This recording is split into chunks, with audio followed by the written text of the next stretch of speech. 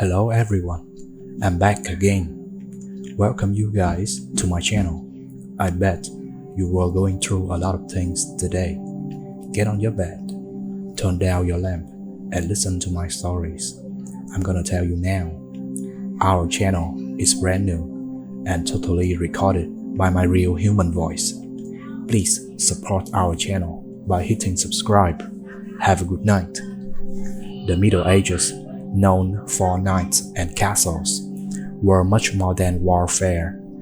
They featured strange customs, shaped by limited medical knowledge, superstition, and religion. This video explores unusual medieval habits, spiritual ceremonies, and social practice believed to protect from illness, evil, or bring luck.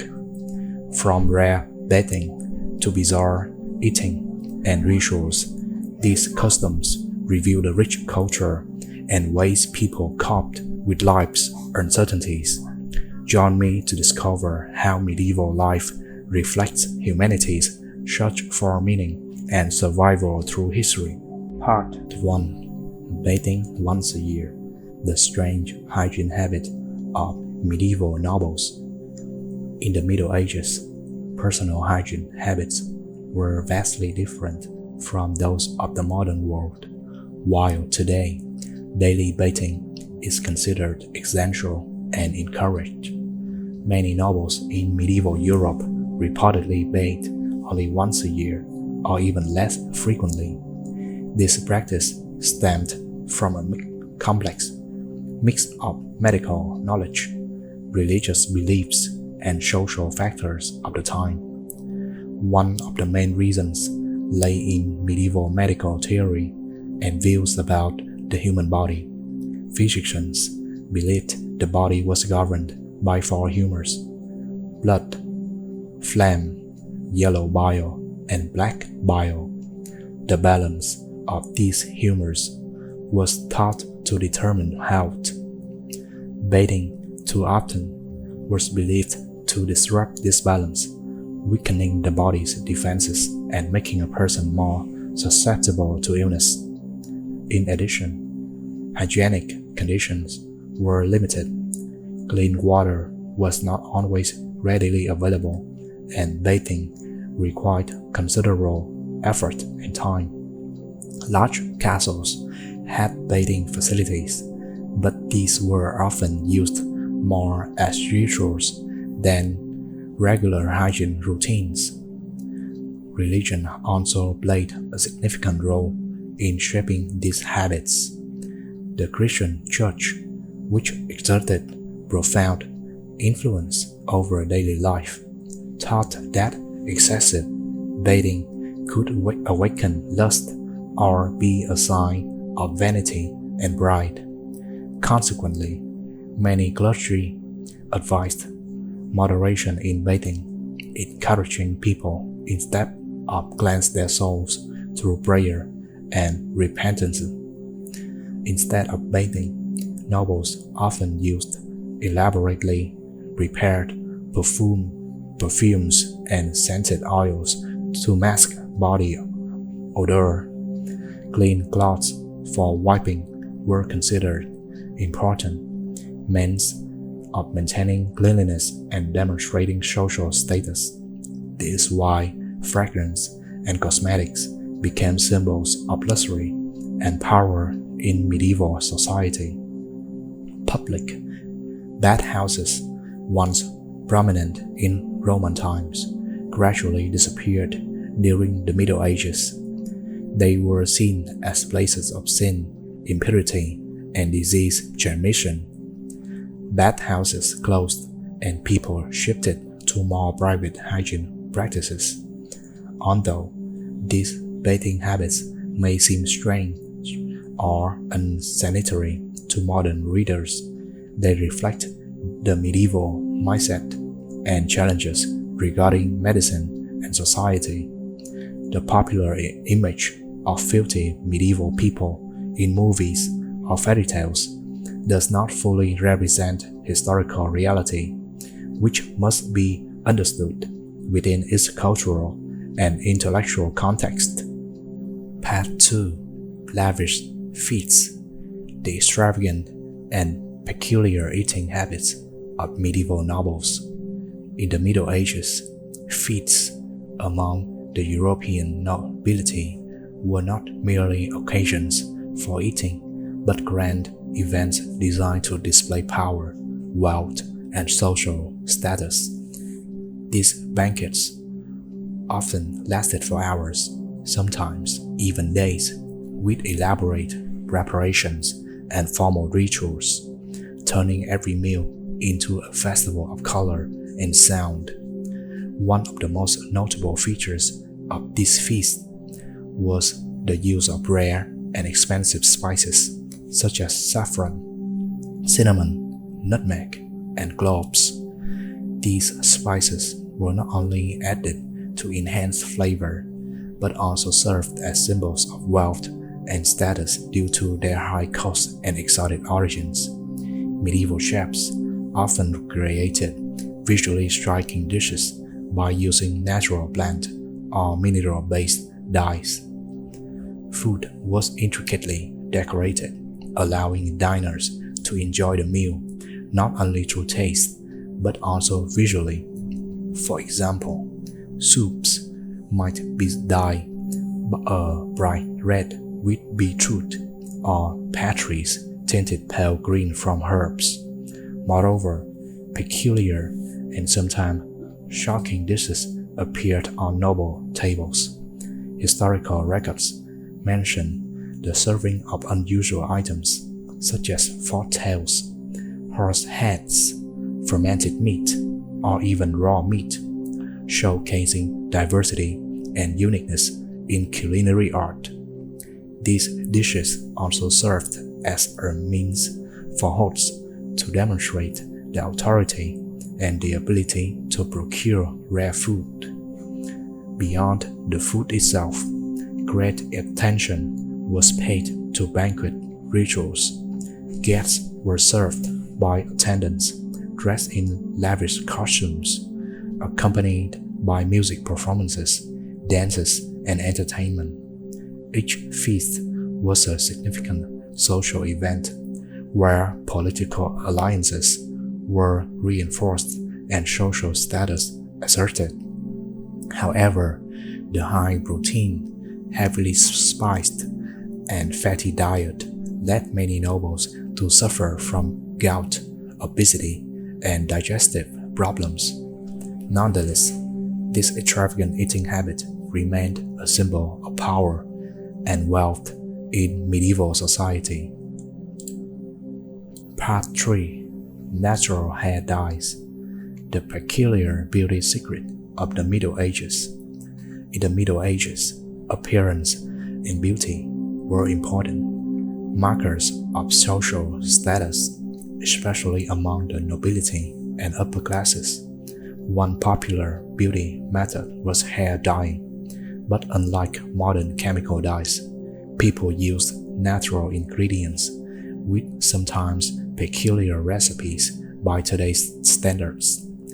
Common ingredients for hair dyes included herbs such as basil, chamomile, and madder root. Additionally, animal-derived substances like fermented pigeon dung were used in some ancient hair dye recipes. The use of pigeon dung was not only to impart color but also to soften hair and make it easier to comb. These natural dyes were typically prepared by soaking the ingredients in water and heated oil, then applied to the hair and left for a prolonged period to allow the color to set. The process was time-consuming and produced a rather unpleasant smell, but for the sake of aesthetics and status, many were willing to endure it. Preferred hair colors were light tones such as blonde or coppered, regarded as beautiful and noble. Having dyed hair was a symbol of refinement, wealth, and taste. These customs reflect not only the desire for beauty, but also the creativity and resourcefulness and utilizing natural materials during the Middle Ages. However, compared to today's standards, the methods and ingredients might seem strange and unappealing to modern sensibilities.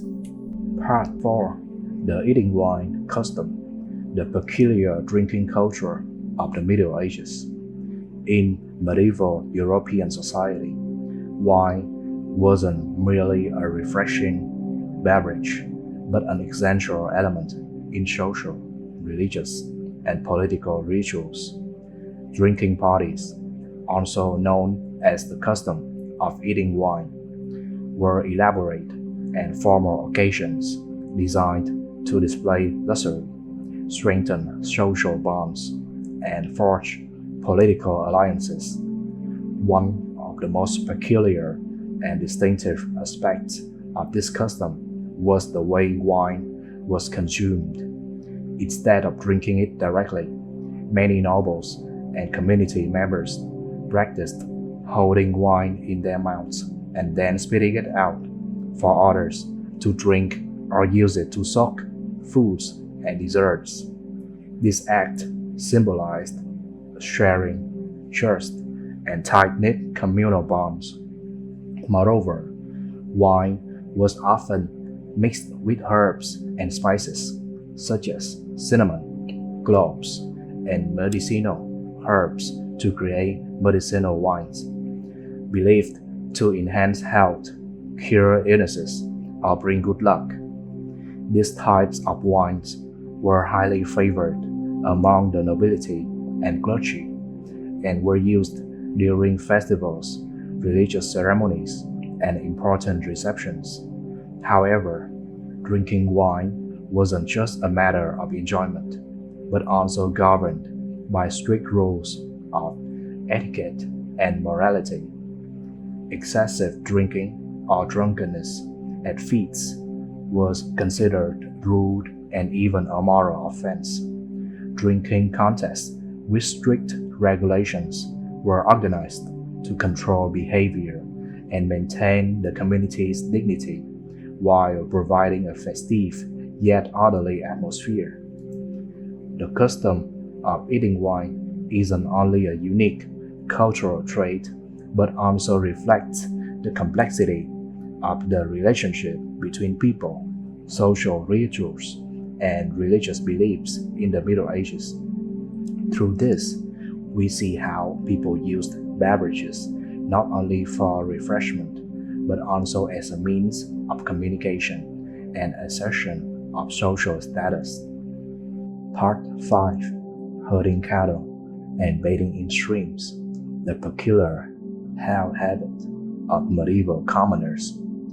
In the daily lives of common people in medieval Europe, despite the harsh and challenging conditions, many special customs and habits were maintained to preserve health and mental well-being. One widespread and trusted habit was herding cattle and bathing in streams, an activity seemingly simple but deeply symbolic of the harmony between humans and nature.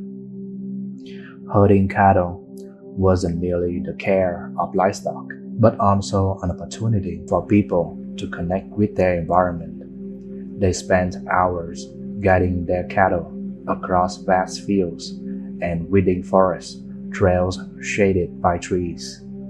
This natural involved physical exercise, breathing fresh air, and experiencing the tranquility of nature. After their work, herders often bathed in nearby streams or rivers. This activity wasn't only for cleansing the body, but also believed to have healing and health-boosting properties. According to folk beliefs, the cold stream water could detoxify the body, alleviate aches and fatigue, and refresh the skin. Bathing in streams became a form of natural therapy passed down through generations. This practice reflected the philosophy of close human nature bonds among medieval people. In the context of undeveloped medicine and difficult living conditions, the custom of herding cattle and bathing in streams provided a simple, effective way to maintain health and mental balance. Moreover, bathing in streams was often accompanied by small spiritual rituals, such as offerings to forest spirits or protective deities, seeking peace and luck for oneself and family. This shows that the custom carried not only physical but also deep religious and cultural significance within the community. Part 6. The Releasing the Wolf Pack Tactic, a special weapon in medieval warfare. The Middle Ages was a turbulent era marked by continuous wars between kingdoms, feudal lords, and opposing factions. In this context, alongside traditional weapons like swords, bows, and spears, diverse warfare tactics were developed to maximize advantage on the battlefield. One of the unique and terrifying tactics was the releasing the wolf pack to cause panic and chaos within enemy ranks. Medieval historical records, especially from the mountainous and forested regions of Europe, indicate that wild wolves were not only threats to villagers, but were also exploited by armies as living weapons. People captured and trained fierce wolves to respond to commands from warriors. When the time came, these packs were unleashed upon enemy formations, creating scenes of utter chaos, disrupting order, and severely undermining enemy morale.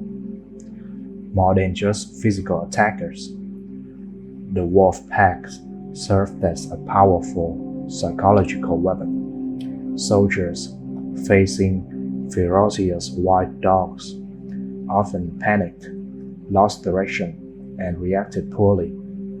In many cases, a single wolf attack was enough to scatter a small troop, allowing the opposing forces to gain rapid advantage. This tactic was especially effective in battles occurring in forested or rugged terrains, where wolves naturally roamed and could be readily mobilized. Some accounts mention wolves being released at night or when the enemy was fatigued to maximize surprise and fear.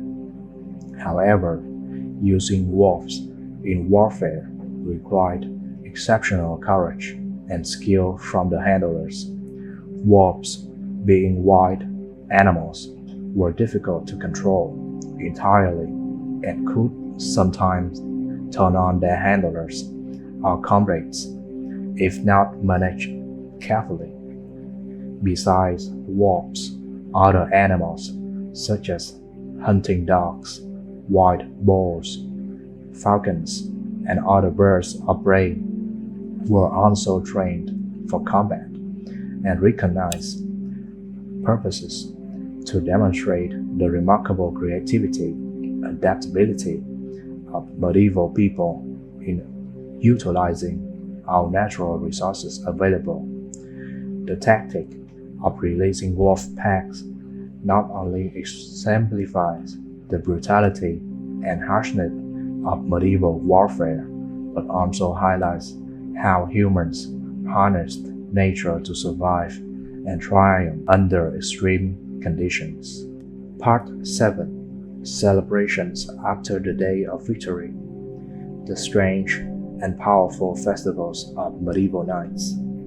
After every major battle, celebrations were merely forms of entertainment, but symbols of strength, honor, and unity among medieval knights and soldiers. These events bore deep cultural significance, reflecting both the warrior values and profound religious beliefs of feudal society. The festivities often began with lavish featuring a rich array of carefully prepared dishes, from roasted meats and fresh fish to various breads and drinks such as wine and herbal ales. These meals lasted 4 hours, providing an opportunity for warriors to converse, share experiences, and reinforce camaraderie. In addition, peculiar games and rituals were essential parts of the celebrations. One would witness dueling contests between knights, endurance horse riding competition, or trials testing combat skill to demonstrate bravery and excellence. There were also unusual games like cockfighting or ring tossing, designed to stimulate competitive spirit and merriment. Beyond physical activities, grand parades served as displays of military achievements. Knights donned shining, ornately decorated armor, riding horses through town streets to attract public attention and assert dominance. These parades often concluded with award ceremonies, bestowing medals, lands, or special privileges to outstanding warriors. Religion played a vital role in these festivals. Before and after the feast, prayers and solemn masses were held to thank God and saints for protection and blessings on the victory. This close link between faith and the warrior lifestyle was vividly expressed through these ceremonial rites. However, the darker side of this celebration could not be ignored. Wine and herbal ale flowed freely, often leading to brawls among combatants, ranging from minor disputes to serious conflicts, resulting in injuries or even deaths. Nobles and lords had to maintain order through strict rules and private security forces. Nevertheless, these festivals remain vibrant testaments to the resilience, strength, and unique culture of medieval knights, men who fought not only with swords but were deeply connected to their communities and faith. Part 8. The Drumming and Trumpeting Festival, a peculiar cultural tradition linked to religious rituals. In medieval European society, festivals played a crucial role not only as occasion for entertainment, but also an event rich in spiritual and communal significance. One of the most peculiar and unique customs was the Drumming and Trumpeting Festival, a traditional musical ritual held to ward off evil spirits and pray for peace and prosperity for the village. These festivals usually took place at important times of the year, such as spring celebrations, harvest festivals, or saints' feast days. People gathered in town squares or churchyards, dressed in vibrant traditional costumes, carrying drums, trumpets, bugles, and other wind instruments. The booming sounds of drums combined with the lively trumpets created an atmosphere that was both festive and solemnly sacred. The main purpose of the festival was to produce powerful sounds to dispel evil forces and bad luck that might threaten the community in the coming year. This belief originated from ancient folk traditions, where sound was seen as a means of purification and protection. Moreover, the festival served as an opportunity for the community to express unity, joy, and gratitude toward deities, and natures. Traditional dances, folk song, and prayers were integrated throughout the event, creating a rich cultural space with deep spiritual significance. According to historical documents and monk chronicles, the drumming and trumpeting festival originated from a blend of pre-Christian beliefs and early Christian rituals. Over time, this custom was preserved, developed, and adapted to fit the cultural life of different regions, resulting in a diverse and rich medieval festival celebration. The drumming and trumpeting festival was not only a cultural event, but also a symbol of vigorous spirits, resilience, and deep faith in medieval people. Despite many hardships and challenges in their lives, they found in music and ritual spiritual strength to endure and look forward to a brighter future. Part 9. The Throwing Bottles and Bricks Custom, a strange and dangerous festival in medieval villages. In small villages across medieval Europe, alongside traditional religious and seasonal festivals, there existed a unique and daring folk custom, the Throwing Bottles and Bricks Festival. This wasn't merely a folk game, but carried profound meanings about community unity, collective strength, and the belief in warding off evil spirits and negative energies from the village. The festival was usually held during early spring or late autumn, transitional seasons considered times for spiritual cleansings and praying for abundant harvest and good health. In the spacious village squares or open fields, community members ranging from youths to elders gathered to participate.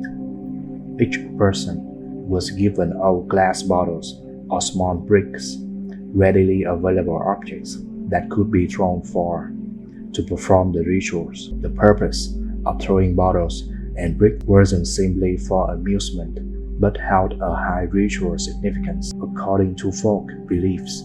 Creating loud noise and forceful actions like this would awaken divine forces, drive away evil spirits, and renew the village energy after a long year of facing diseases, natural disasters, and misfortune. Despite its spiritual significance, the Throwing Bottles and Bricks Festival was known to be challenging and dangerous. Throwing hard objects such as bottles and bricks could cause injuries among participants or damage surrounding property. However, villagers maintained and passed down this custom through generations, viewing it as a symbol of courage, strength, and inseparable community spirit. Moreover, the festival was an occasion for socializing, storytelling, singing, dancing, and expressing the joy of life amidst the hardship of rural medieval life. Modern folklorists consider this custom an important reflection of people's spiritual life, where belief in the supernatural was closely intertwined with daily activities.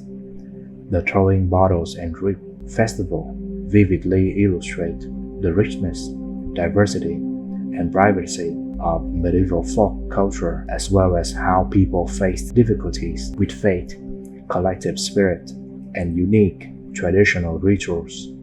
Part 10. The Trial by Combat Custom, Bizarre and Deadly Contests in Medieval World. In medieval European society, trial by combat was a unique legal custom, as well as an important social ritual to resolve disputes or assert personal honor. This practice arose from practical needs, and was deeply intertwined with a strong belief in divine justice and fate, where victory in combat was seen as God's final judgment. Trials by combat usually occurred when two parties had conflicts that could then be settled through mediation or ordinary law instead of escalating into large-scale wars that harmed communities. Representatives, brave warriors or knights, were chosen to engage in a duel to determine the outcome. These combats were held publicly in village squares or castles, attracting crowds of villagers and nobility as spectators. Participants were typically clad in sturdy armor and armed with traditional weapons such as swords, axes, spears, or bows. The fight wasn't only a display of martial arts skills, but also a test of willpower, endurance, and courage. The winner secured their rights and were seen as divinely favored, while the loser often paid their life. Beyond settling disputes, trial by combat symbolized honor and personal power in feudal society. Many knights used their victories in such duels to enhance their reputation, strengthen social status, and affirm loyalty to their lords or kings. However, these combats also exemplified the harshness and brutality of medieval life. Numerous fights ended in severe injuries or death, making the custom both terrifying and a deadly test of survival. Today, trial by combat remains a fascinating subject in historical literature and film, helping us understand a distinctive yet tragic aspect of medieval society. Part 11. The Red Cloak Festival: Mysterious Ritual and Power in Medieval Monasteries. In medieval monastic life, alongside strict prayer and ascetic practices, monks participated in many rituals and festivals with deep spiritual significance. Among them, the Red Cloak Festival stood out as one of the most mysterious and solemn ceremonies. This ritual not only embodied spiritual strength, but also symbolized authority and close bonds within the religious community. The festival was usually held on major feast days such as Easter, Christmas, or special saint days significant to the monastery. On these occasions, monks donned vibrant red cloaks, the color symbolizing the blood of Christ, sacrifice, and the sacred authority they represented. The vividness of red underscored the solemnity and grandeur of the ceremony. The rituals included traditional dances, hymns resonating throughout the spacious church or monastery courtyard, the solemn candle lighting and prayers. Every gesture and chant carried sacred meaning, reminding monks of their divine mission and unwavering commitment to faith. Beyond spirituality, the Red Cloak Festival was also an occasion for monastery leaders to announce important decisions, consolidate authority, and maintain internal discipline. Historical documents reveal that these ceremonies often coincided with secret meaning or internal debate concerning power dynamics and the monastery's future direction. The blend of religion and politics in these festivals reflects the complexity of medieval life, where faith was deeply intertwined with power and social influence. The festival wasn't only a cultural event, but also a symbol of sacred authority and the strength of religious community in a turbulent society.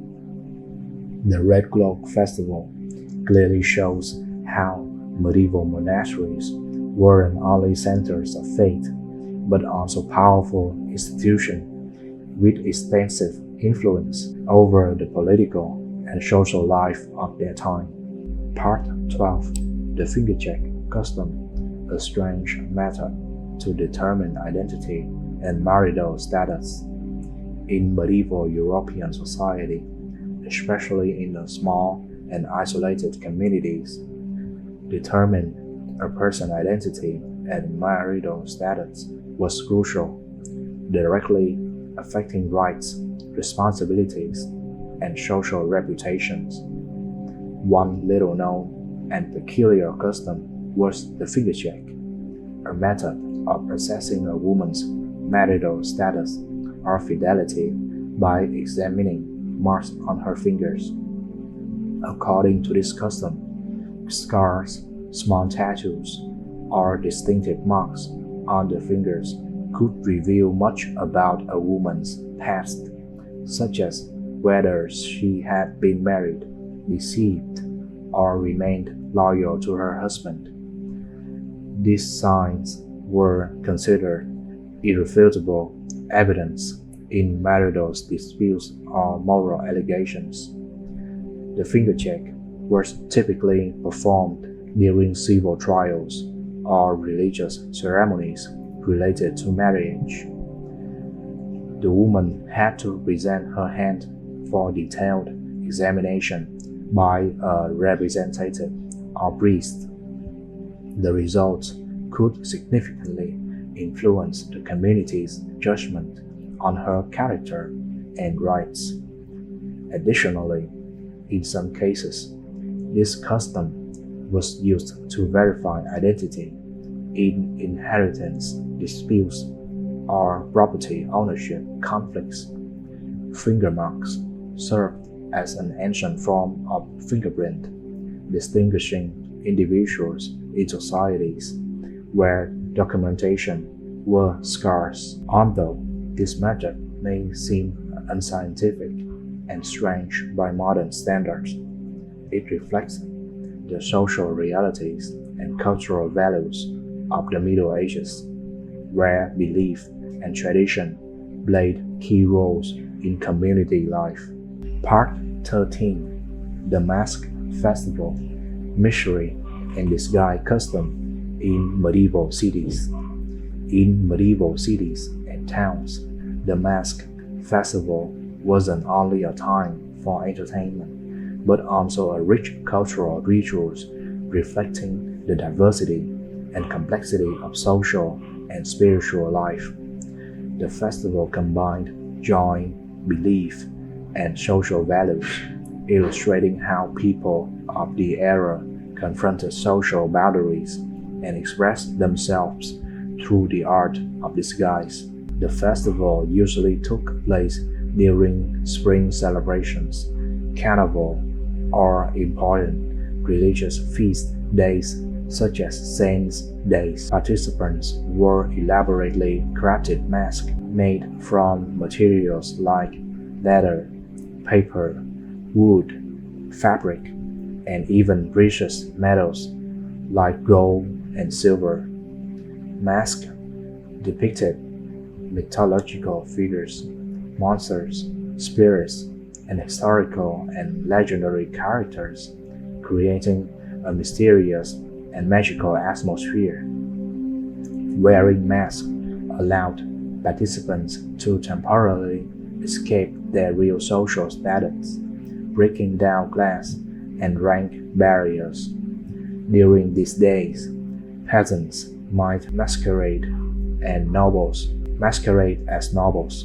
Artisans could act as wealthy merchants, and nobles might join in popular activities or disguise themselves in humorous costumes, creating a vibrant and colorful world of inversion and festivity. Besides dancing, parades, and artistic performances, the mask festival included folk games, costume contests, ceremonial rituals, and folk theater. These activities were not only entertaining but also educational, fostering community cohesion and expressing human values such as tolerance, dialogue, and empathy. Historical records and artistic sources indicate that the mask festival originated from ancient traditions blended with pre-Christian beliefs, deeply influenced by Christian rituals and local folk customs.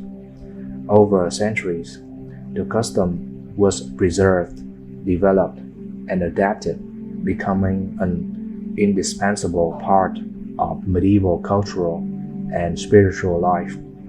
The mask festival symbolized the vigorous cultural vitality, artistic creativity, and profound faith in the power of music, dance, and disguise to transcend social and daily life limitations. Although centuries have passed, the values and spirit of this festival continue to inspire and are reenacted in many contemporary festivals worldwide. Part 14: The Public Confession Custom, Mystery and Spiritual Pressure in Medieval Churches. In medieval European society, the church wasn't only a place of prayer, but also a central institution maintaining social order and personal morality.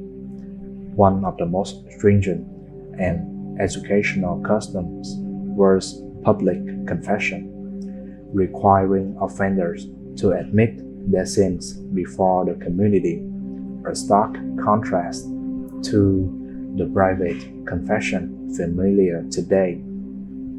Public confession was often imposed to those guilty of serious offenses such as theft, adultery, treason, or acts considered harmful to society. Offenders had to stand before the altar or in the church square, facing priests, religious officials, and the gathered villagers to declare their guilt. This form of confession wasn't only spiritual, but also a social punishment.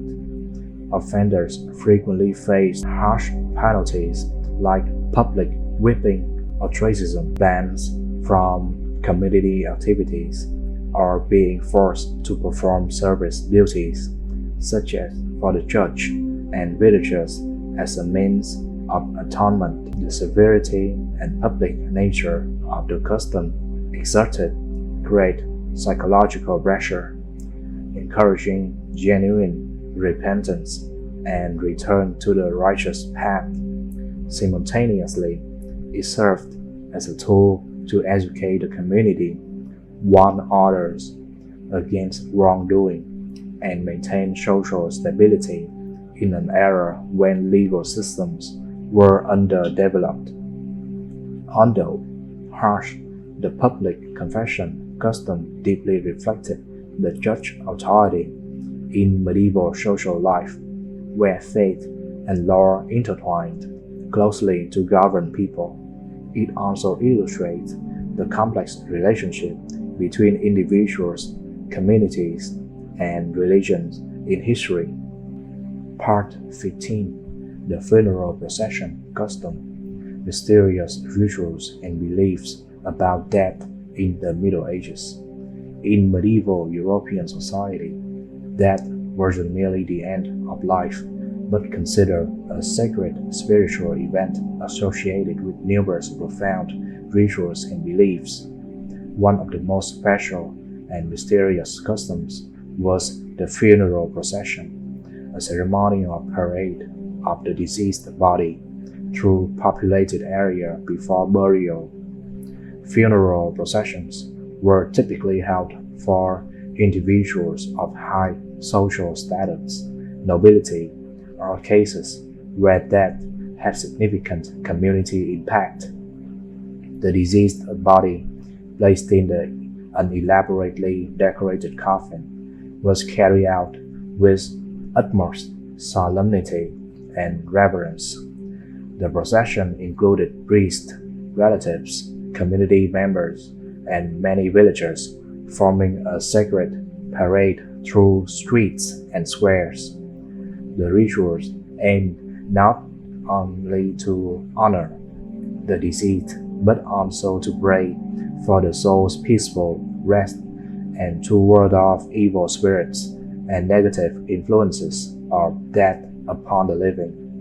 According to contemporary beliefs, the public funeral processions protected the community from misfortune and preserved the purity of their dwellings.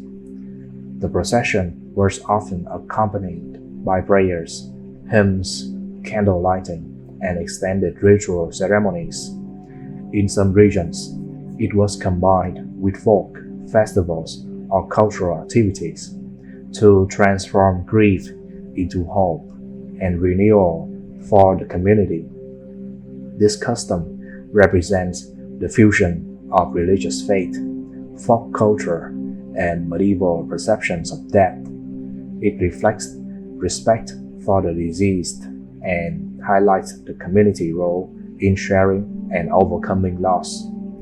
The funeral procession was an essential part of medieval social and spiritual life, demonstrating how people confronted life's finitude with faith and solemn rituals. Part 16. The Firestone Festival Custom, a strange celebration linked to the power of nature. In medieval society, especially in rural Europe, nature played a vital role in both spiritual and material life. Within this context, communities often organized highly symbolic festivals to honor the power of nature and seek protection and good fortune. One of the most distinctive and mysterious festivals was the Firestone Festival. This festival usually took place on full moon nights or early spring occasion when the earth and skies transformed, giving people the chance to immerse themselves in nature and spiritual traditions. During the festival, people gathered around large bonfires ignited with flint stones, rocks believed to possess special power as the source of sacred flames. Throughout the event, lively activities continued to non-stop, enchanting fire dances, resounding folk songs, games, and physical challenges requiring courage, such as jumping over flames, walking on hot flintstones, or contests to see who could keep the fire burning the longest. These activities were not only for entertainment, but also carried meanings of purification and the reception of strong energy from fire and nature. According to folk beliefs, fire and flintstones symbolized vigorous life force, purification, and the ability to drive away evil spirits, diseases, and bad omens. Participants believed that through these rituals, they could renew themselves and pray for a peaceful year, abundant harvest, and healthy livestock. The festival also played a crucial role in community bonding. After hard months of labor, it was an occasion for people to forget hardship, unite in joy, share happiness, and strengthen social ties. The Firestone Festival is a vivid testament to the harmony between humans and nature in medieval life, as well as the creativity and adaptability in using natural elements to nurture spirit and enhance communal health. Part 17. The Forced Marriage Custom, Social Pressure and Family Roles in Middle Ages. In medieval European society, marriage wasn't merely a union between two individuals, but a social, economic, and political contract with far-reaching consequences for families and communities. Forced marriage was a common and controversial custom where individual freedoms, especially for women, were often restricted or entirely overridden by family and societal pressures. Families, particularly fathers and male relatives, played decisive roles in selecting marriage partners for their children based on economic benefits, social status, or political alliances. Marriage was seen as a tool to strengthen ties between clans, increase power, wealth, and influence within the community. In many cases, brides and grooms were very young, sometimes below modern adulthood, yet compelled to marry to protect family honor or expand influence. The immense social pressure made refusal or resistance to arranged marriage met with harsh opposition and severe consequences, including isolation or punishment. Nevertheless, forced marriage was also regarded as a way to maintain social stability and order in turbulent times. Wedding ceremonies were often grand affairs involving the entire community, symbolizing the union of families and honoring traditional values. At the same time, this custom created much personal conflict and suffering, causing many individuals, especially women, to live lives against their will. Stories of which are recorded in medieval historical documents and literature. The forced marriage custom starkly reflects the limitation of personal freedom in medieval society and highlights the pivotal role of family and community in shaping individual lives and destinies. It also exemplifies the conflicts between tradition and individuality faced by people of that era. Part 18. The Cockfighting Contest Custom. Dramatic sport and folk culture in the Middle Ages. In rural medieval Europe, people's spiritual life was enriched not only by religious festivals and solemn rituals, but also by lively and engaging folk games. One of the most prominent and beloved customs was the cockfighting contest, a form of competition between gamecocks, carefully bred and trained, becoming an indispensable part of village festivals and community gatherings.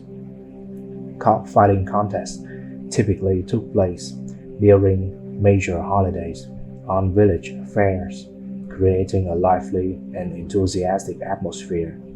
Gamecocks were specially cared for, from selecting strong breeds, endurance training, to conditioning before each fight.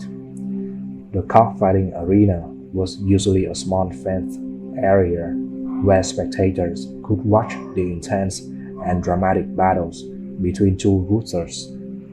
Beyond being a sport, cockfighting was closely tied to traditional rituals and folk beliefs. Participants and audiences believed that victory depended not only on physical strength, but also on luck and protection from supernatural forces.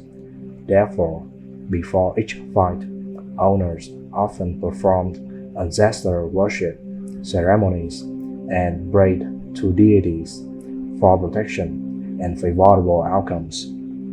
Additionally, cockfighting contests served as opportunity for community members to meet, exchange knowledge on raising and caring for gamecocks, express pride in local breeds and traditions, and strengthen social bonds. The cockfighting custom is a testament to the diversity and richness of medieval cultural life, where people sought joy, connection, and meaning through daily activities. This pastime was not only entertainment, but also reflected deep cultural and spiritual characteristics of the era. Part 19: The Mystery of the Resurrected.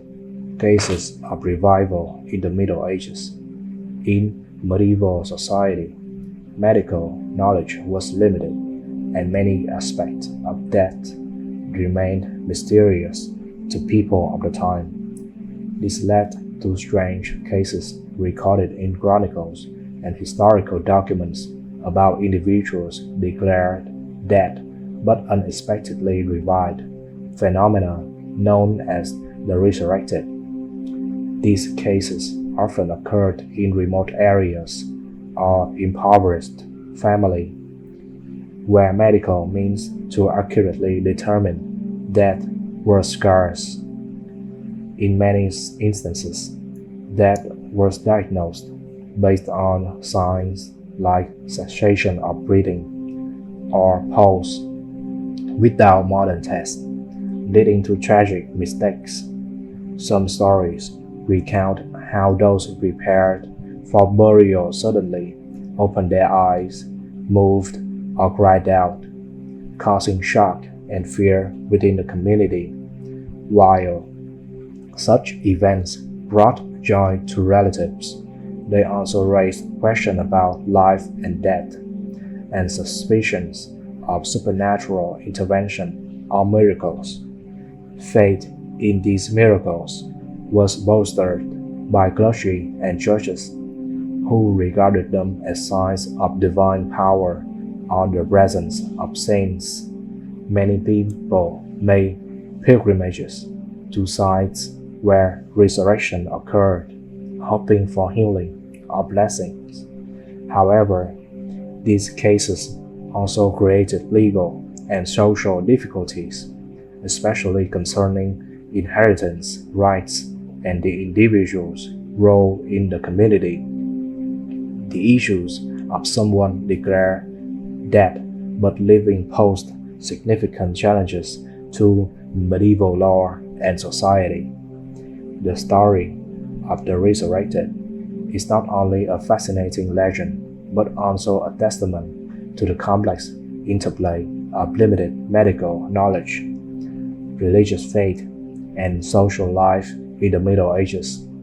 It highlights the intersection of nascent science, belief in the divine, and mysteries beyond human understanding. Part 20: The Burial Life Custom, Fears, and Precautionary Measures in the Middle Ages.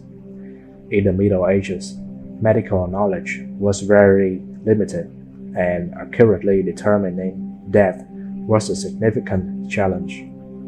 This led to a terrifying fear of being buried alive, a phenomenon many believed could happen due to mistakes in confirming a person's death.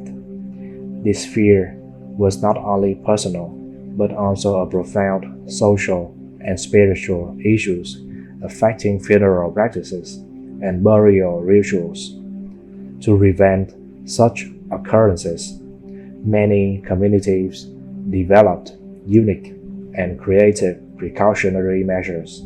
One common method was equipping coffins with alarm devices such as pull cords, small bells, or air tubes. If the buried person awoke, they could pull the cord or ring the bell to signal for help from underground. Additionally, coffins were designed with air holes to sustain temporary life and allow airflow. Some regions placed coffins near churches or crowded places for easy detection of unusual signs and prompt intervention. Strict rules and traditions governed burials to ensure a person was truly deceased before interment. Some individuals were even kept in morgues or funeral waiting rooms for a period to prevent live burial. The fear of being buried alive was reflected in medieval writings, folklore, and oral stories, showing people's deep anxiety about death and its uncertainty. These customs and precautionary measures against live burial illustrate the development of medical and social awareness, as well as humanity's effort to protect life and honor existence amid the era's limitations. Part 21. The Freedom Cloak Custom, a symbol of liberation and citizenship of feudal society.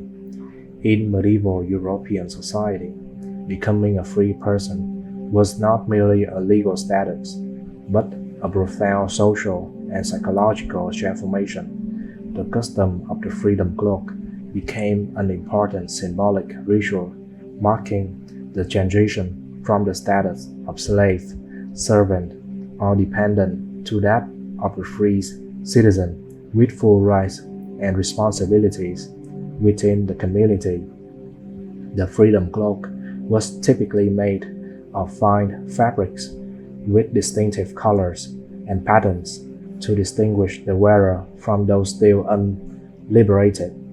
In many regions, the cloak's color also indicated the wearer's power or importance, helping reinforce community unity and identity.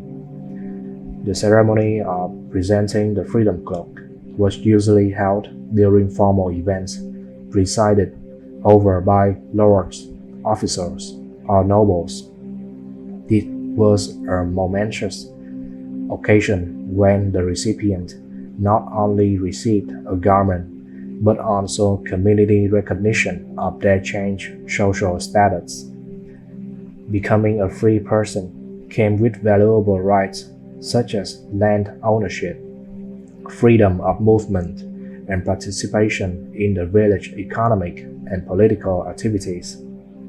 The cloak recipient could also have a voice in local councils, contributing to community governance and development.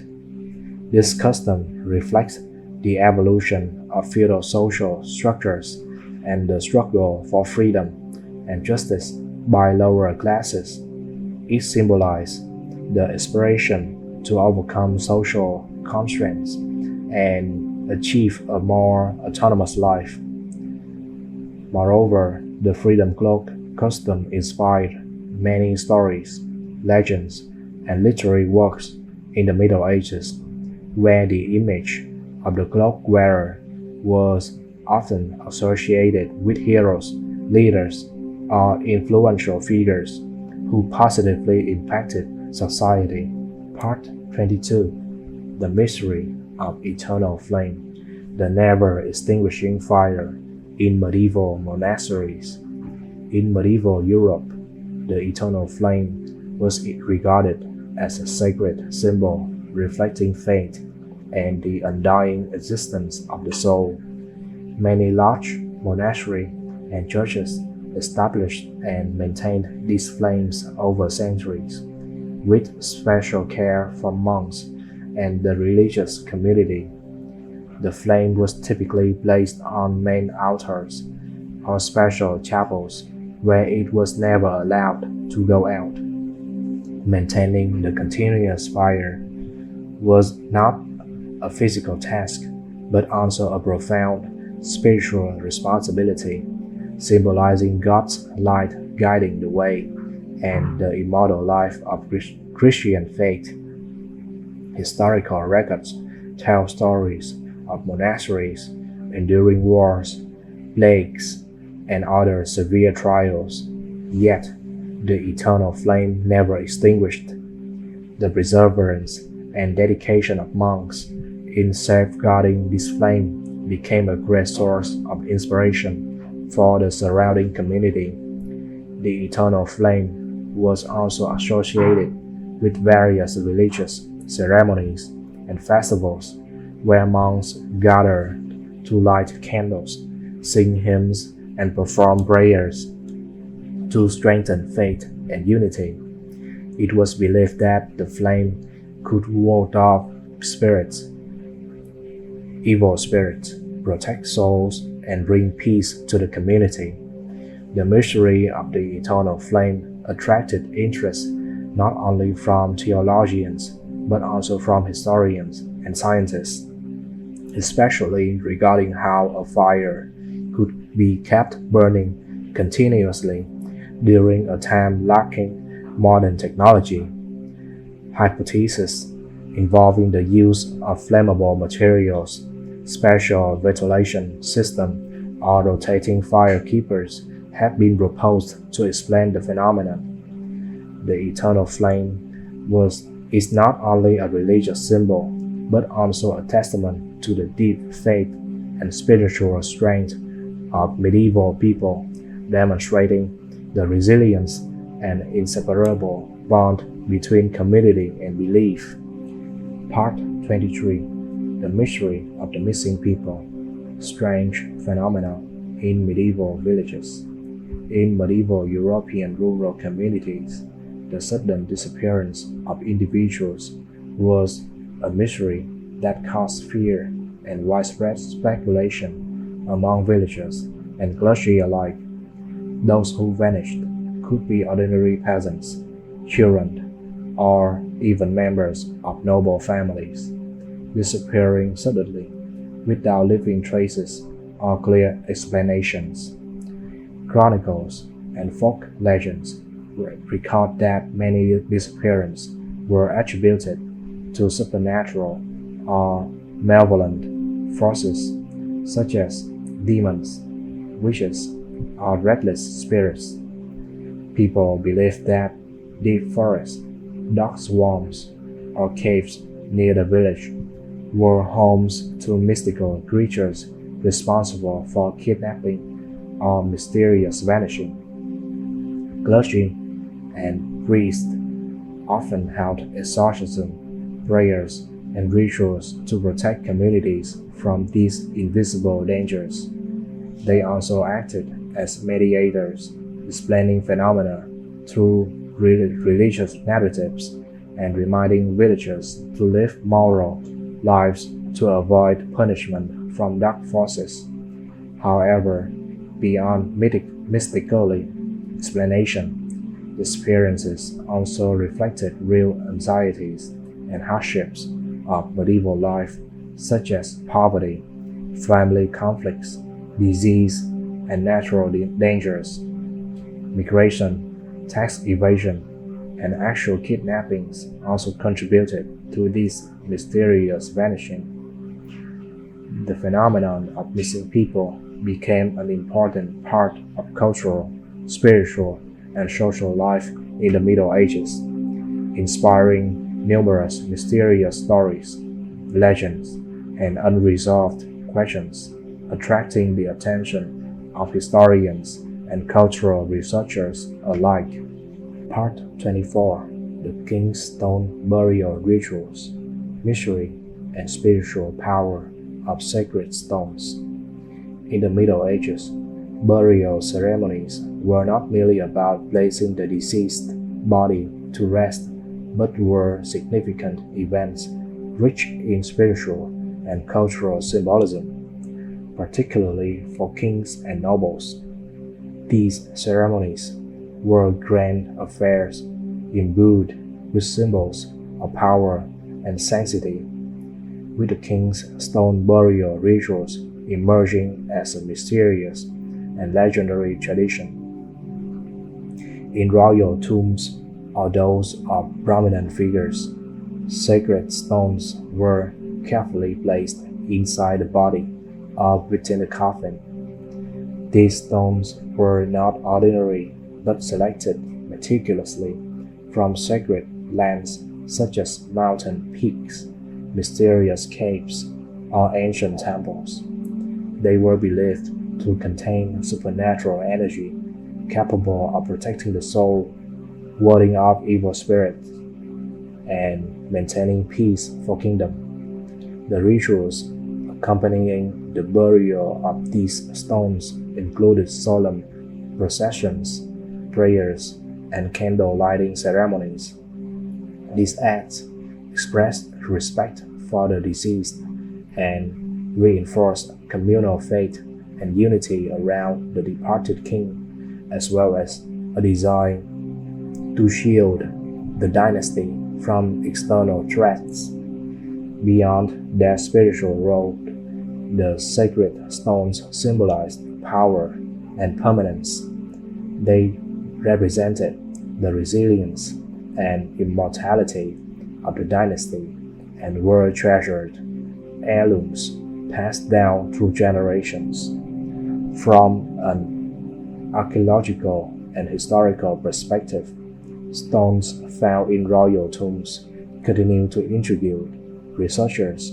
Studying these artifacts has shed light on medieval beliefs, art, and craftsmanship, while raising questions about the mysteries surrounding the rituals and faith of the time. The Kingstone's burial rituals stand as testament to the fusion of power, belief, and art, reflecting the cultural and spiritual depth of medieval society, where each element carried timeless significance. Part 25. The Mystery of the Ghost Town, Reunionburg Village, A Strange Disappearances. In rural England, there is an ancient village called Reunionburg, renowned for its mysterious stories and the sudden disappearance of its inhabitants, earning it the title of a ghost town for centuries. The village once housed hundreds of people, but in the 14th century, a strange event caused the entire community to vanish, leaving behind ruined homes and unanswered mysteries. Historical records note that Reunionburg experienced a deadly plague outbreak, likely the Black Death, combined with severe famine and internal conflicts among local clans. However, these reasons alone do not fully explain why the entire community disappeared so mysteriously within a short period. According to folklore, there were rumors of wandering ghosts, strange lights appearing at night, and eerie sounds echoing through the abandoned village. Many believe that the souls of the deceased residents have not found peace, or that the village was cursed by an ancient spell, making it a forbidden land that no one dares to enter. Additionally, stories describe strange phenomena before the disappearance, such as unexplained power outages, objects moving on their own, and shadowy figures appearing within the village. These events have led many to believe in supernatural intervention or an unknown catastrophe. For centuries, Reunionburg has attracted explorers, paranormal researchers, and thrill seekers. They have attempted to unravel the mystery of the sudden disappearance through documents, archaeology, and oral traditions, but no satisfactory explanation has yet been found. The story of the ghost town Reunionburg is not only a fascinating legend, but also reflects the fears, losses, and inexplicable event of medieval society. It stands as a testament to the blend of real history and mystical folklore, as well as humanity's relentless quest to uncover the mysteries of the past. Part 26. The Eye Offering Festival, Mysterious Ritual and Spiritual Purpose of Medieval Villages. In many medieval European villages, there existed a mysterious and haunting rituals known as the Eye Offering Festival. This was a special custom where individuals or families dedicated a part of the body, usually an eye, as a symbol of devotion and profound faith in supernatural power, seeking protection and blessing for the community. This ritual has deep roots in pre-Christian beliefs combined with ancient folk religious elements, where personal sacrifice was seen as a means to communicate and harmonize with natural or divine forces. During the ceremony, the person offering the eye or a family representative would bring the donated eye to sacred sites such as churches, shrines, or places believed to be intersection between the material and spiritual worlds. These rituals were typically conducted under the supervision and guidance of priests, monks, or village elders, accompanied by prayers, chants, and sanctification rites. The main purpose of the eye offering festival was to pray for clarity, the ability to perceive evil, and to protect the community from invisible dangers such as demons, evil spirits, or natural calamities. It was believed that the offered eye could substitute for or protect the eyes of the entire community, bringing safety and peace. Through seemingly harsh and unbelievable, many historical records and folk tales describe this ritual being carried out with utmost solemnity and reverence. This custom deeply reflects how medieval people confronted fear and controllable dangers through religious faith and personal sacrifice. Additionally, the eye offering festival highlights the complex relationship between humans and the divine, as well as the need to safety and protection in the turbulent and unstable society of the Middle Ages. Part 27: The Oak Thanksgiving Ceremony, a blend of folk beliefs and religion. In many medieval European villages, the oak tree was regarded as a symbol of strength, longevity, and sacredness.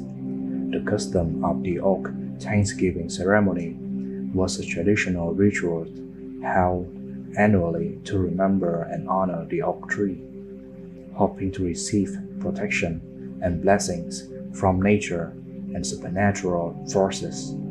The festival typically took place in autumn, when oak leaves began to change color and fall, marking the transition between seasons and the cycle of life.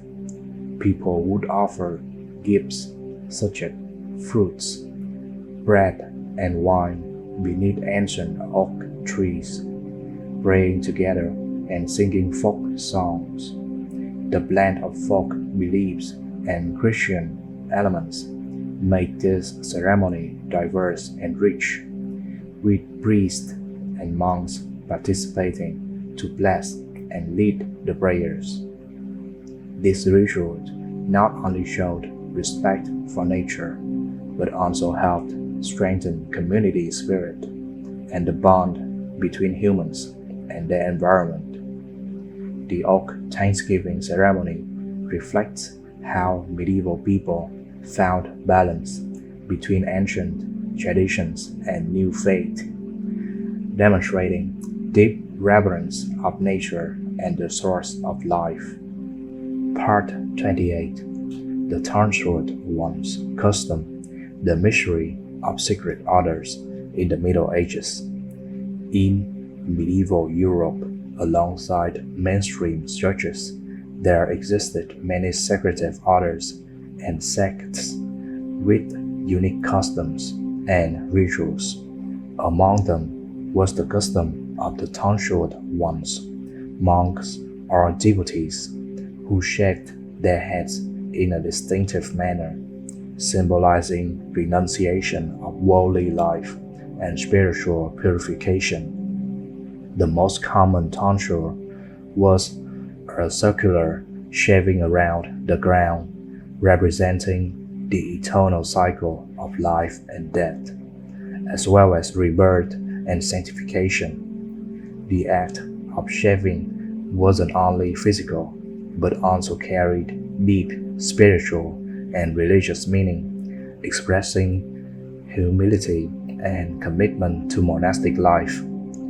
The tonsured ones often gathered secretly, holding meetings and rituals in monasteries or secluded areas away from the public eye.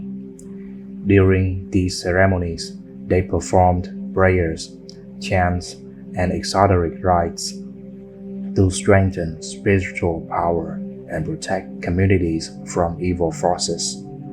According to folklore, members of these orders were believed to possess miraculous abilities such as healing, exorcism, and prophecy, which earned them both respect and suspicion. Their mysterious nature led to accusation of heresy or witchcraft and persecution during various periods of medieval history. This custom reflects the diversity of beliefs and the complexity of religious life in the Middle Ages, revealing humanity's desire for purity, transcendence, and spiritual power amidst the turbulent and uncertain society. Part 29. The Dwarf Wrestling Custom, a strange and unique entertainment in medieval festivals. In medieval European festivals, alongside traditional activities like sword fighting, horse racing, and puppet shows, there existed a rather peculiar and unique entertainment custom called dwarf wrestling. This event attracted much attention for its novelty and humorous elements, organized to bring laughter and lively excitement to the audience. Participants in dwarf wrestling were usually short-statured individuals, often from special social groups or invited from other regions to perform at festivals. They wore elaborate and humorous costumes and were equipped with light props to avoid serious injury, aiming to create fun and safe wrestling matches. This custom wasn't only for entertainment, but also had deeper cultural and social significance. Folk legends believed that dwarfs possessed extraordinary strength or special abilities. Thus, wrestling matches honored their strength and uniqueness, while adding diversity and amusement to the festival.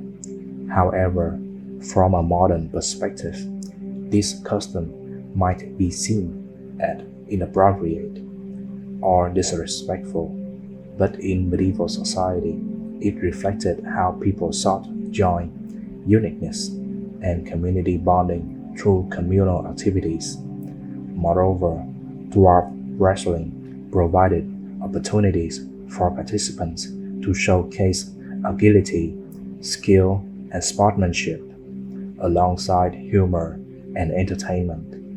It presents an interesting part of medieval festival history, highlighting the diversity of cultural and recreational forms of the era.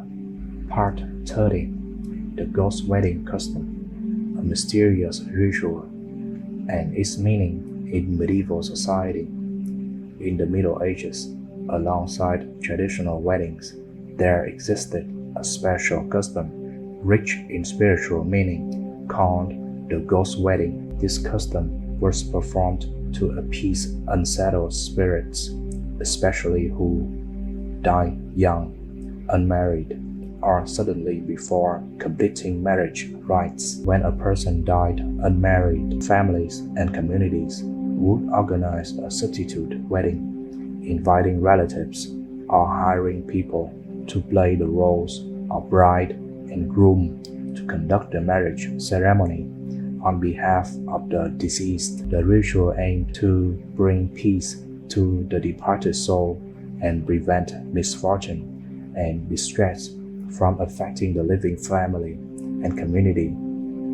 The ghost wedding ceremony typically included solemn parts such as church services, offerings, prayers, and sacred candle lighting. In many places, there were also bridal processions, parades, and traditional cultural activities to honor the soul and maintain the connection between the living and the dead. This custom deeply reflects medieval beliefs about the connection between the living and the dead, where the souls of the deceased could still influence and affect the lives of their relatives. It was also a way for the community to express respect, remembrance, and responsibility toward the departed. Moreover, the ghost wedding symbolized social harmony, helping maintain order and peace within the community by resolving spiritual and emotional unrest. Part 31. The Black Thursday Custom, the mystery of the ominous day in Middle Ages. In medieval European culture, alongside Truffle Festival, there existed a particular day known as Black Thursday, a day believed to be filled with ominous signs and deep anxiety. According to historical records, folklore, and popular customs, this day usually occurred in late autumn or early winter, when nature was changing. Leaves fell and darkness lingered longer. It was also a time when many plagues and famines struck, causing panic and superstition within communities. People believed that on Black Thursday, the most potent evil forces were active, bringing disasters such as disease, natural calamities, accidents, and unpredictable misfortunes.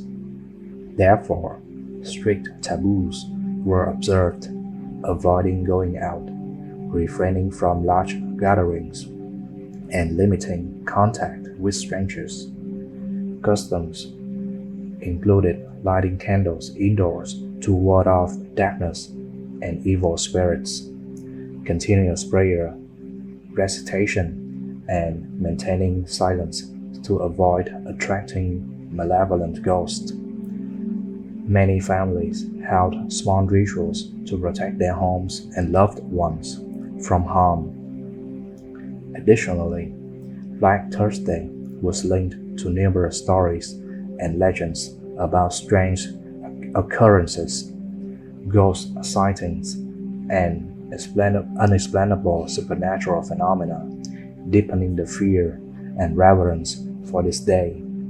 The existence of Black Thursday in medieval culture reflects the complex relationship between humans and the supernatural, as well as the need to control and understand the inexplicable through faith and rituals. Part 32. The Scorpion Feast Custom, a strange and mysterious ritual in medieval castles. In medieval castles and noble palaces, alongside lavish banquets featuring traditional dishes, there existed a strange and mysterious custom known as the Scorpion Feast. This special ritual invited guests to taste dishes prepared from scorpions and other insects, something that today might seem horrifying or unacceptable to many. The purpose of the Scorpion Feast wasn't merely a unique culinary experience, but carried deep spiritual meanings and symbolism of power, bravery, and protection against evil forces. Among the nobility, scorpion symbolized danger, but also resilience, endurance, and strong protection. Scorpion dishes were carefully prepared, often involving elaborate steps, from collecting live scorpions to cleaning and cooking them combined with strong spices, rare herbs, or other special ingredients to create distinctive and appealing flavors. The feast took place in elaborately decorated settings with dim lighting, somber music, and mysterious rituals to add drama and mystique to the meal. Guests not only enjoyed the cuisine but also experienced an atmosphere rich in mysticism, where luxury intertwined with spirituality. The scorpion feast custom has attracted interest from historians, cultural scholars, and culinary experts due to its uniqueness and rarity. It exemplifies the diversity and richness of noble culinary culture and beliefs in the Middle Ages, reflecting how animal symbolism was used to express power and protection. Part 33. The Easter Mud Bath Custom, a strange ritual with deep meaning in medieval German festivals. In northern and central Germany during the Middle Ages, the Easter mud bath was a unique and peculiar folk ritual held annually during Easter. It wasn't just a recreational activity, but carried profound spiritual meaning, symbolizing the cleansing and rebirth of both humans and nature. According to chronicles and documents from that era, people gathered at natural mud flats or swampy fields near villages to bathe together in cold mud. They believed that the mud bath would cleanse them from illnesses, evil spirits, and misfortunes lingering from the past year, preparing them for a new start filled with luck and health. This activity took place amid lively, festive atmosphere, with hymns, processions, and traditional folk games. Participants wore traditional costumes or sometimes simple clothes suitable for mud bathing, showing their connection with nature and the community. However, this ritual often sparked controversy among clergy and church officials due to its rustic and folk nature, which did not fully align with official religious ceremonies. Nonetheless, the custom persisted for centuries, at least until the 17th century, symbolizing the blend of folk beliefs and Christianity in medieval society. The Easter mud bath custom vividly demonstrates how medieval people engaged with nature, believed in rebirth, and used rituals to maintain health, unity, and hope within their communities. Part 34. The Beltane Festival, Fire Rituals, and the Beginning of Summer in Celtic Culture. The Beltane Festival is one of the oldest and most significant celebrations of the Celtic people, held annually in May 1st to mark the transition from spring to summer. The festival carries deep cultural meaning and reflects spiritual beliefs about life, fertility, and protective power of fire. According to historical records and medieval documents, the festival took place at sacred sites such as hilltops, vast meadows, or sacred forests. The centerpiece of the festival was the large beltane fires, lit from dry branches, wood, and special herbs. People believed these sacred flames had the power to drive away evil spirits, protect crops from pests, and bring luck and prosperity to livestock and human alike.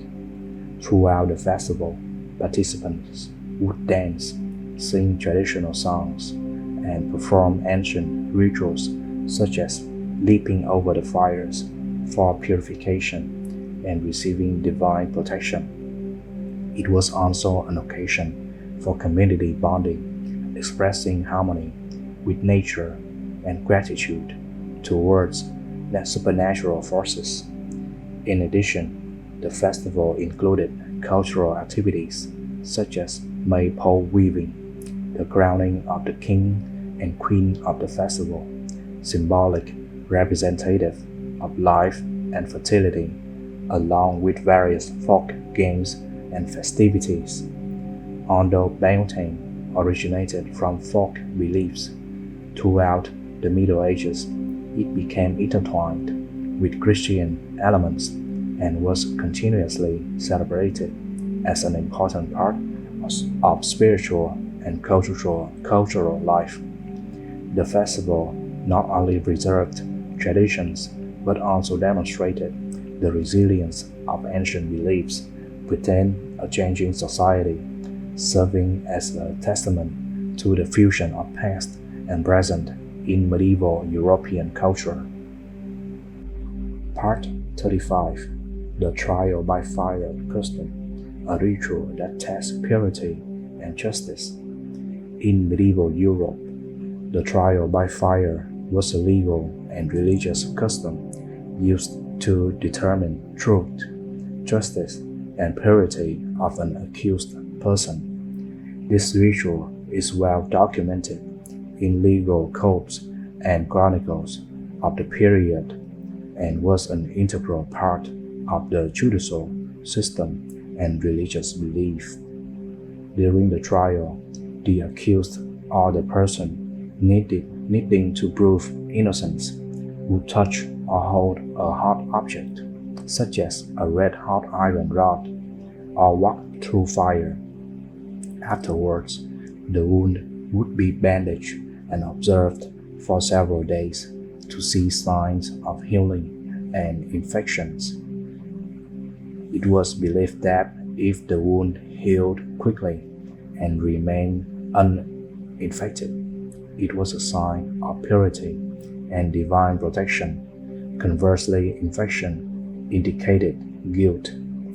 This custom reflected the medieval society's deep faith in divine intervention, in justice, and human life.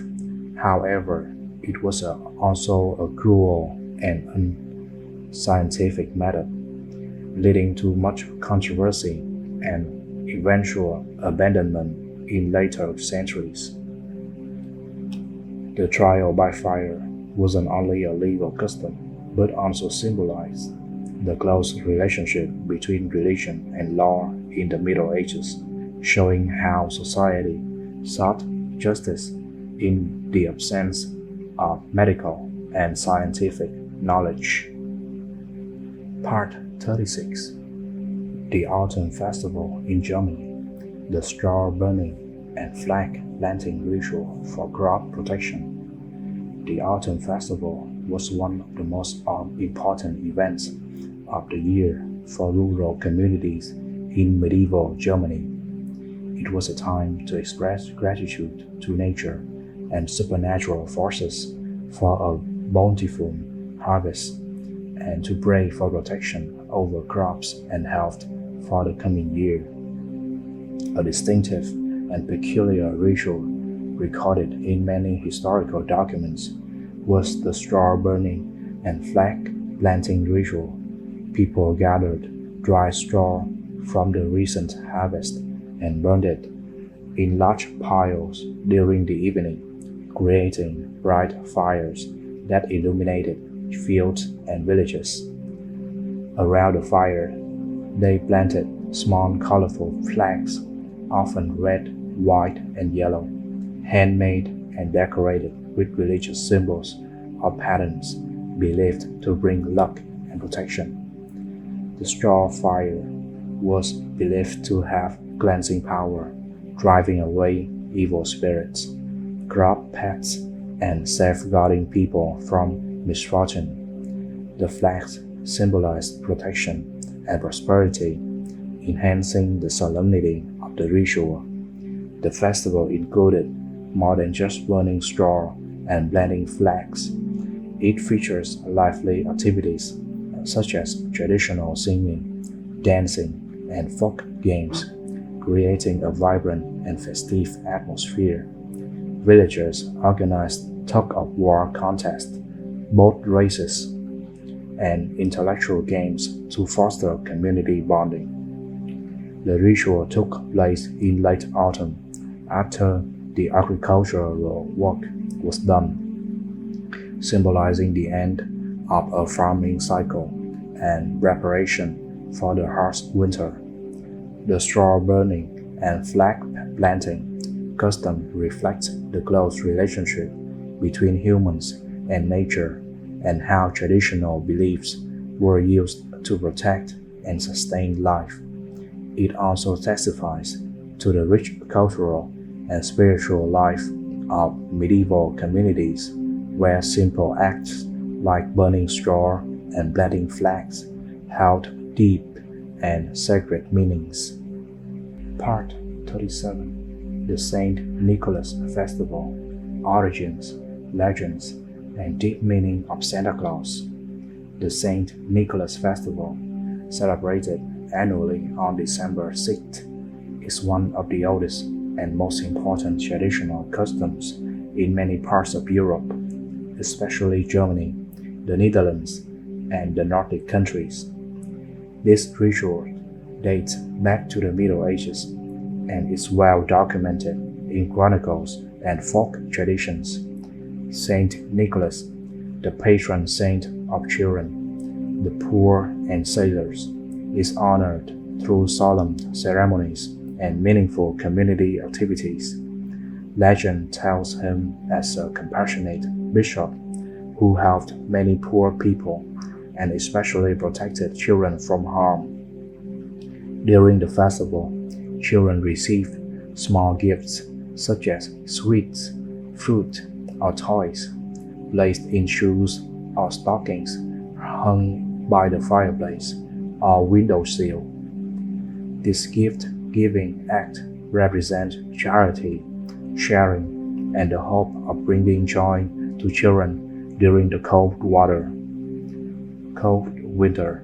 The festival also includes activities such as processions with people dressed as Saint Nicholas, artistic performances, singing traditional songs and folk games. Images and stories about Saint Nicholas are passed down through generations, creating a warm and familiar atmosphere within the community. The Saint Nicholas Festival holds not only religious significance, but also stands as an important cultural symbol, helping preserve family values, compassion, and social unity over centuries. It is also the foundation of the modern figure of Santa Claus, beloved worldwide today. Part 38: The Sacred Mountain Pilgrimage: A Spiritual Journey and Religious Ritual in the Middle Ages. Since the Middle Ages, in many mountainous regions of Europe, especially the Alps, people organized pilgrimages to sacred mountains, a special religious custom passed down through generations and well documented in chronicles, historical records, and religious texts. The pilgrimage typically began from villages or small towns at the foot of the mountain, with hundreds of participants, including elders, children, and priests, all walking together along rugged and sometimes perilous paths to reach sacred peaks. These peaks often hosted small churches, monasteries, or statues of saints built centuries ago, becoming significant pilgrimage destinations.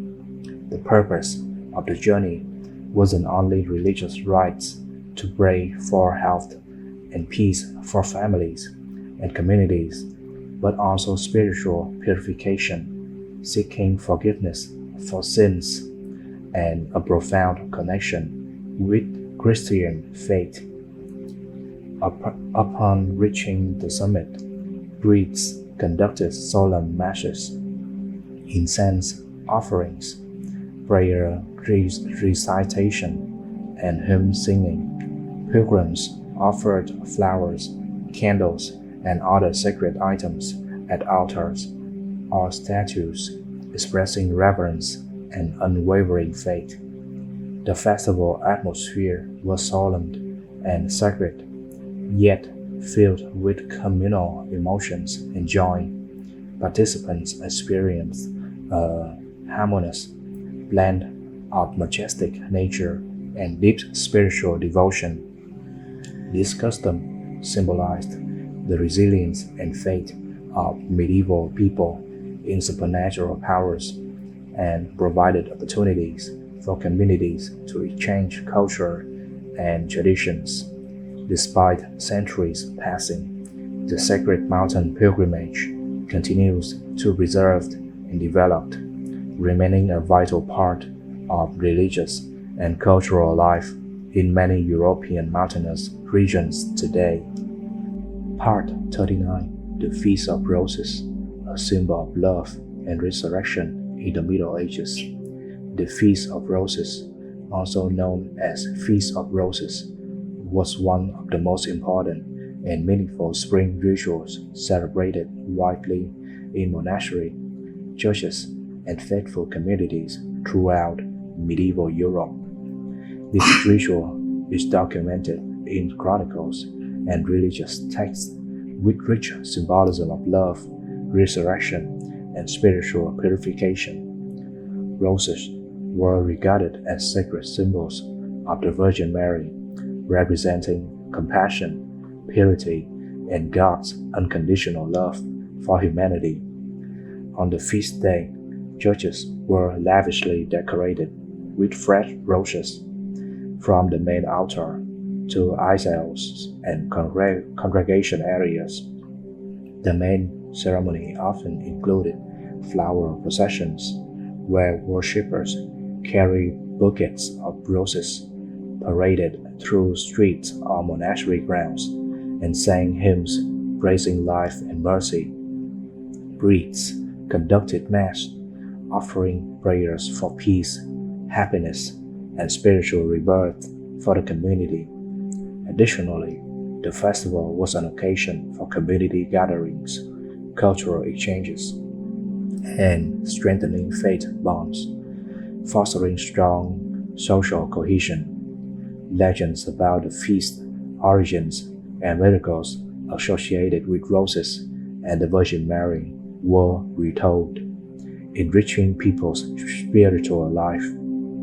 The Feast of Roses was not only a religious event, but also inspired medieval art, music, poetry, and architecture, becoming a timeless cultural symbol linked with human faith and hope over the centuries.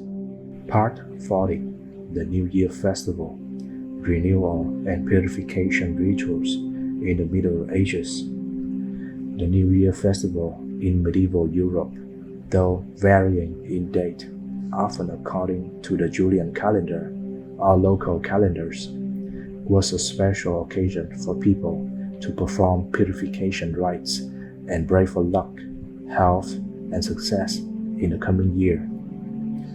In both rural and urban communities, the festival included processions, bonfires, singing, dancing, and traditional entertainment. It was believed that lighting fires and performing purification rituals would drive away evil spirits and misfortunes of the past year. paving the way for a fresh beginning. Additionally, people prepared special dishes and used herbs and incense to protect their families from illness and bring good fortune. These customs reflected a harmonious blend of folk beliefs and Christian elements in the spiritual life of medieval people. The New Year festival was also a time for community gathering, sharing joy, strengthening social bonds, and expressing hope for the future. This custom contributed to a series of important festivals throughout European history, reflecting how medieval people sought peace and prosperity through symbolic and sacred rituals.